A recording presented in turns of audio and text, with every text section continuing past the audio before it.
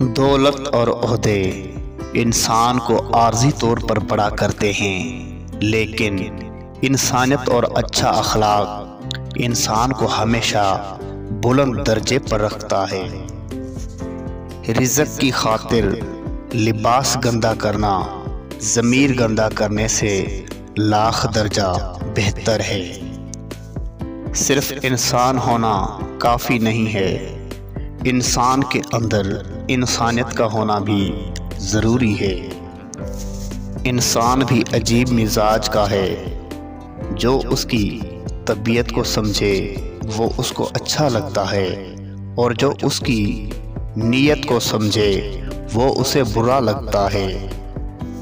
कभी कभार बहस करने से बेहतर है जो आपको जैसा कह रहा है आप वैसा तस्लीम कर लें, क्योंकि वक्त के पास बेहतर जवाब होता है और कानों के कच्चे लोगों को वक्त ही जवाब देता है।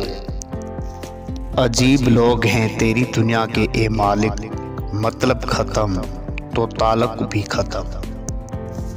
वो गलती सबसे बड़ी गलती है जिसके गलत होने का एहसास तक ना हो। 3 चीज़ें मोमिन की फितरत में नहीं होती हैं। नंबर 1 झूठ, नंबर 2 कंजूसी, नंबर 3 बदकारी।